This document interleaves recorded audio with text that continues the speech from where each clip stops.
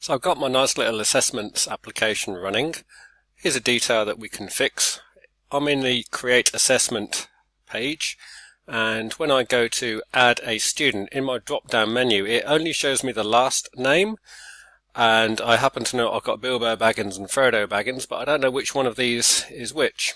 So we're going to go and fix that. We start in the model. In here we are going to define a sort of combined field, full name. So public string full name we get by combining first name and last name, and this puts it into a nice little format. The 01 is that's the 0th, that's the first, and it's put a space in between them, so it's tidied it up really nicely for us. So when we ask for the full name, it's going to return this thing here, which is derived from last name and first name. Glad that's clear. Save that. That doesn't solve everything. We also need to change elsewhere. Now, it's not in the view. It's worth just having a quick look in the view. In the view for assessments, actually, wasn't it? And if we look at create a new assessment, all it does for the student ID is just says go and get the student ID. The thing that's actually, the place where that's actually decided what that looks like is in the controller. So if I go into the controller for assessments and look in the create,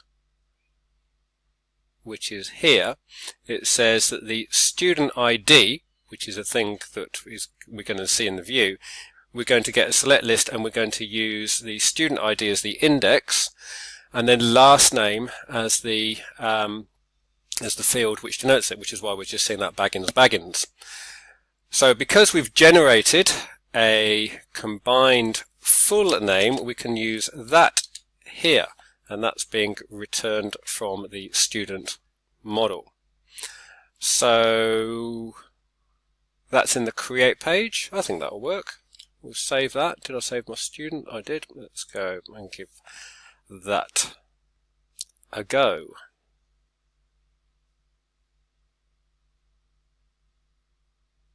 If I did Control F5, it wouldn't have opened up this debugging thing. It would have been a bit quicker, but I forgot to. Assessments, create new, Bilbo Baggins, Frodo Baggins. So of course you could also have a tutor group here maybe, or even the ID number or something like that to make it look good.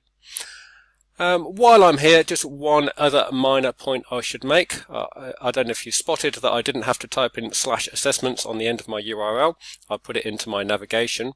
Just a quick look at what that looks like. In my views, in my shared layout.cshtml, I've added this fellow so that appears in my navigation menu.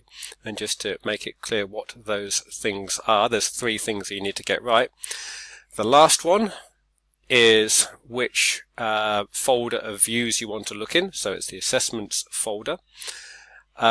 This one here is which in that folder of views you want to view, which is my index.cshtml, and then the first one is what is actually displayed on the actual web page. So to save yourself trouble, you'll probably want to put in assessments, students and standards into your overall navigation bar.